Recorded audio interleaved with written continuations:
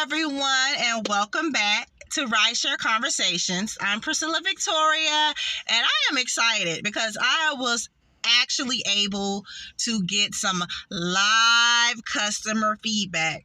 In order for us to make change, in order for us to really see what people's concerns are, we have to hold conversations with them. So I saw this young lady sitting there and I thought maybe she was a driver. So when I asked, she said no. So then I was like, oh, do you use the rideshare service? She said, sure, I use it all the time. So I was able to ask her a few questions. I'm going to play the clip for you guys. And when it's over, I'm going to come back and share my thoughts. And, I'm excited. This is my first little interview with actually talking to someone because I'm a hands-on person. I like to talk to people and I want to know what's going on in the industry when it comes to our customer base and also when it comes to our driver. In order for us to bring the community together, we have to get out here and talk to each other and find out what's going on. So I am going to play the clip and I will be back to share my thoughts. Have her. What do you like about the rideshare service? I like that it's cheaper than a regular cab.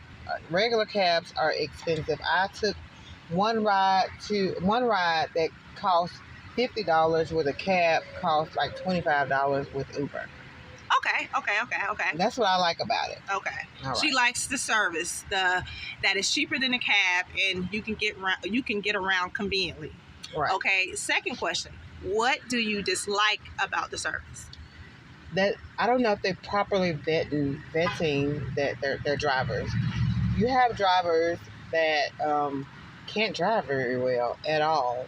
I wonder if they even check and see if they have tickets. I don't know what's their vetting process. But one driver, I had them to stop and let me out of the gas station. I was so scared of his driving. Yeah. Okay. Yeah. And what do you think could be implemented with the rideshare industry that could make it better? I think if they pay their drivers more, because I do have friends that, even though I don't drive for Uber, I have friends that do, and they make pennies if they don't get tipped. And I think I'm a great tipper. I'm always a great tipper, but I don't think that the responsibility of paying your employees should be based on your customers when you're running a business. If you think about it, Uber, people who own Uber or rideshare apps, they're essentially at home doing this. And I think they should not take all of the pie or leave pennies to their... Welcome back, and I am here to share my thoughts on the interview. And I would like to start off by saying, as you see, people like using this particular outlet because of the pricing. It's a lot better than what was offered through the cab industry. And, like I said, with this particular outlet, whether you take a long ride or a short ride, you will get picked up. That's one reason I feel like the service do dominate the cab industry, because from speaking to customers, that was one of their most concerns with trying to get picked up on a short ride, being that your cabs do service, more so the inner city, and, the outer city just kind of get looked over. But I'm going to save that for another video, but pricing was her first thing that she shared with us. So, that's a big thing for customers. A lot of times they will make decisions off of pricing. So that is very important. Her second thing was, and I was really, really, really, really not too happy to hear this about my drivers, is how we're driving when customers are in our car. There is no reason, absolutely no reason, that we should compromise safety. Safety is always first. And like I shared with her, we do have a checker system that we use for drivers when they go through the sign-up process. But if they slip through the cracks with that and they're able to successfully still come out and drive, because the checker doesn't really keep up with how they're driving when customers are in the car. That's what your rating system is for. So the rating system keeps things straight across the board. with your passengers and your drivers. And I feel like it's fair because it goes both ways. So rating drivers correctly, rating customers correctly, because, I use the service as well. And I wouldn't want to feel uncomfortable in a car. I wouldn't want anyone else to feel comfortable in a car. So our drivers, we need to keep in mind that safety is first. And it's one thing that I do, that I implement.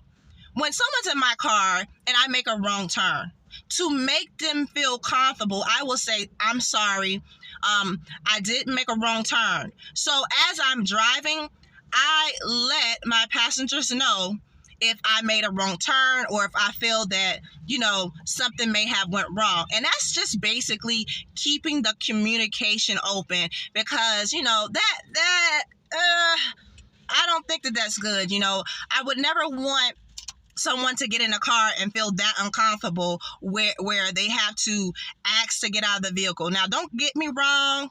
I've heard different stories. I've heard people that have had to make that decision, and to keep yourself safe, if you have to do that, that's fine. And make sure you rate them correctly, because it goes both ways. If someone is getting repeated bad reviews, they will be deactivated from the app. And that is something that they implemented to keep the business going, where you do sometimes have people that are not doing right on these platforms. And if they're not doing right, trust me, they are not going to last long. And the last thing, her last concern was how drivers get paid. We are independent workers, so we're not employed with these companies. We use these apps as independent people, so we get paid on a 1099 scale. Now, I've seen things that I like. I've seen things that I kind of dislike.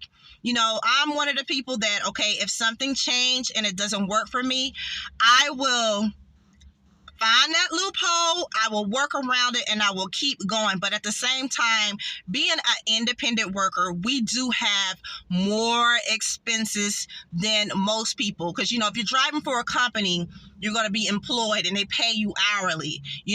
Working independently is a lot different, and it comes with a lot more. And as you see, customers are concerned as to how we get paid. And this is one thing I learned when I first started driving, because I did start with Lyft, and a lot of the customers made their switch because they said, oh, well, they treat the drivers better. So it is clear that we really do, as a whole, like to look out for each other, and we will make decisions based off of how people are being treated. So that's one thing that I think get looked over in this world, where we think that we're not really coming together, but we do come together when it's when certain things occur. So, pay is a big concern. It's a big concern in our industry. And as our industry grow, both customer base and driver base, hopefully things will get better, where we can implement a better outlet that work for our independent drivers. Because, if our drivers are not happy, if they're not making what they feel they should be making, then they're not going to be on the app, and we're not going to have any drivers. So this concludes my thought on this young lady's interview. She was nice, and I thank you so much, Miss Jamiko. I really appreciate you taking the time out just to answer my questions. And I definitely will be coming back with more interviews. Okay? Because in order for us to implement some type of change that's going to work for us, guess what? Your voice got to be heard. And that is exactly why I'm here. So until next time, you guys, be safe. Be safe on the road. Safe travels. And my drivers now, let's do right. Please do right. Let's do right, okay? So until next time, be safe.